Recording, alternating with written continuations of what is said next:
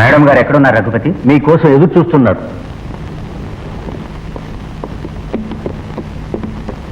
Manager, వెళ్ళిన పని ఏమైంది? సెంట్రల్ జైల్లో ఉన్నాడు మేడం. గాలి కంటే వేగంగా, చావు కంటే కర్కశంగా ప్రవర్తించగల మంచి మనిషి అని విన్నాను. అటువంటి మనిషి జైలుకి ఎందుకు వెళ్ళాడు? ఒంటరిగా ఉన్న ఆడపిల్లను ఒకడు మానభంగం చేయడానికి ప్రయత్నించాడట. అది చూసి ప్రతాప్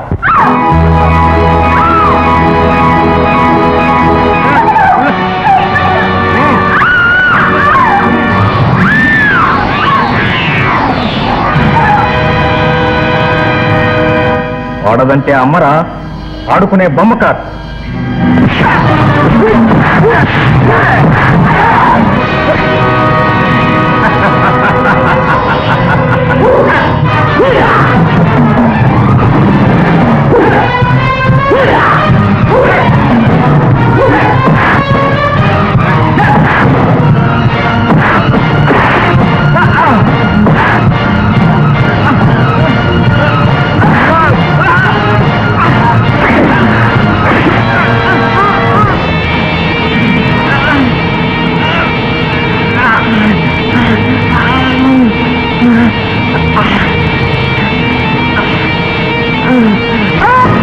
చెయ్యి నరికేశాడా? అవును మేడం.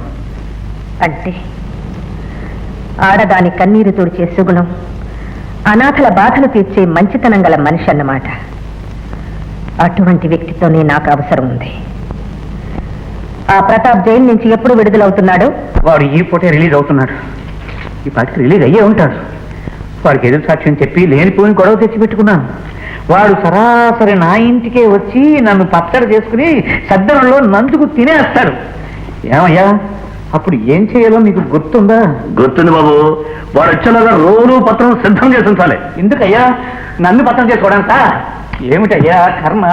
ఇదిగో, నా ఒంటికి వాడి వేలు కూడా తగలడానికి వీలు లేదయ్యా. అందుకే నేను ఇక్కడ డబ్బిచ్చింది. అవును, 50 రూపాయలు తక్కువ ఇచ్చాడు బాబు. 50 కదటయ్యా, సర్దుకోవయ్యా. అలాగే బాబు. వాడు మిమ్మల్ని పచ్చడి చేసుకోవడానికి రాగానే ఒక చెయ్యి ఆడికిచ్చి మిగతా బడిని మీరు జాగ్రత్తగా చూసుకుంటాం. ఏమిటి, ఒక చెయ్యి వాడికి ఇస్తారా?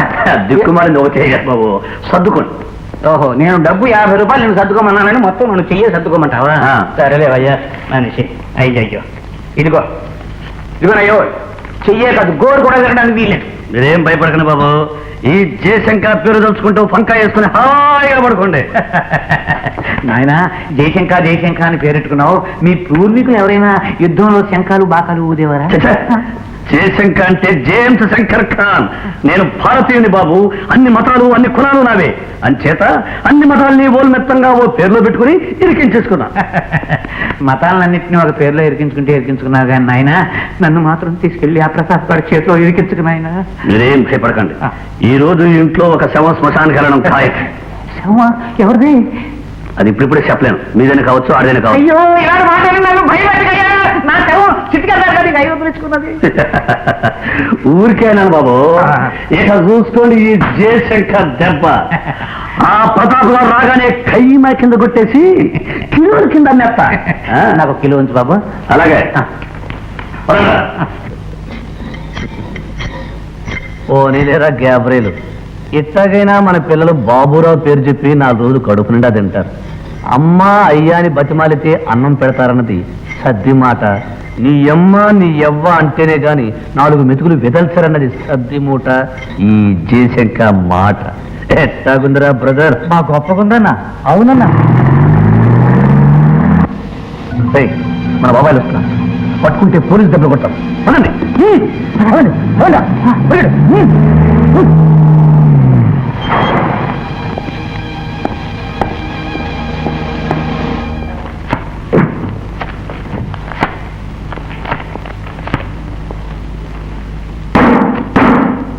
ఓ ఎన్సూట్ కదా, గుడ్ మార్నింగ్. దిక్కుమాలింది, నేనే మీకు ఫోన్ చేద్దాం అనుకుంటున్నానండి. అది ఏంటంటే, మన ఈ ప్రతాప్ రెడ్డి వెధవ, ఆ వెధవ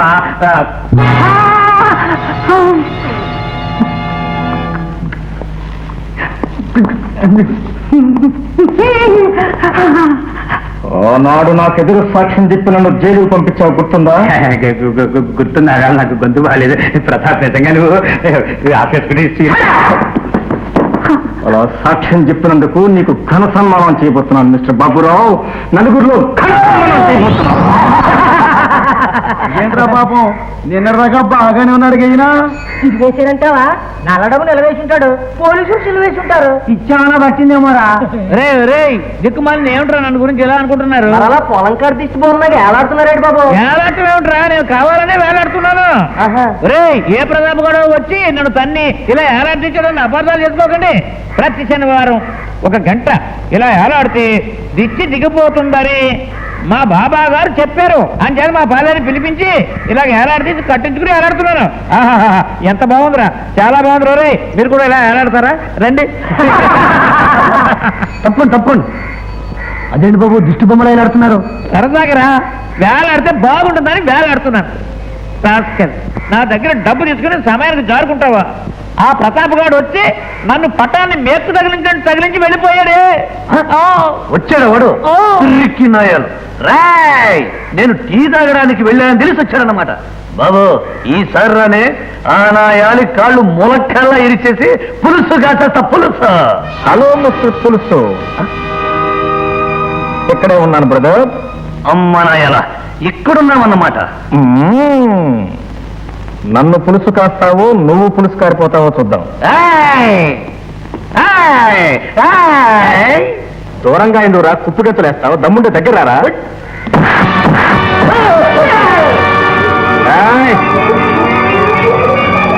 రారా దద్దమ్మ.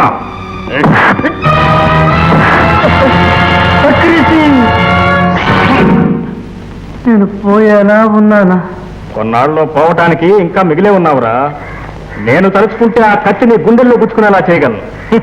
కాకరపుకే బెదిరి అదిరిపడేవాడివి నువ్వు కాకలు తిరిగిన రౌడీవే. తిరిగి నాయాల.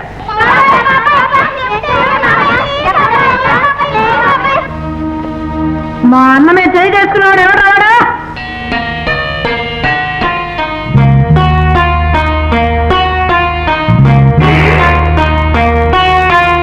ఏమనుకున్నాయి బుద్ధి అంటే? ఈసారి నీ తొప్పాలే కష్టం చూడు.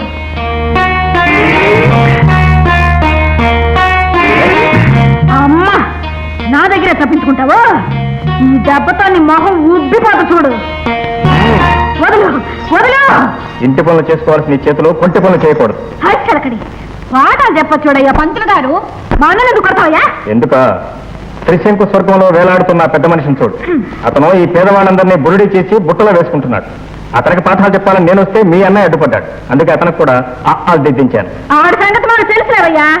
మురిగుంట్లో పావులా కాసుపడి ఉంటే నాలుగుతో ఎరుగుతునే రకం. అలాంటి దెబ్బ కొట్టి 4 డబ్బులు సంపాదించి ఇదిగో ఈ అనాథ పిల్లలకి కాస్త ముద్ద పడేద్దాం అనే మంచి ఉద్దేశంతో మా అన్న పనిచేశాడు. అది తెలియకుండా నువ్వు మా అన్నను కొడతావు? ఎంత మంచి మనిషి అయితే ఐఎమ్ సారీ. పర్వాలేదు బాబు, ఇందులో మీ తప్పే ఉంది. సరే వస్తానమ్మా. పదని పిల్లలు. మీరంతా వెళ్ళిపోతే దిక్కుమాలిన నా గత ఏమిటరా? నీ దిక్కుమాలిన గజారా పిసిన గుట్టు దిష్టి బొమ్మలాగా. రవిశంకర్ తీసుకోవాలి, కొంచెం కట్లు విప్పరా.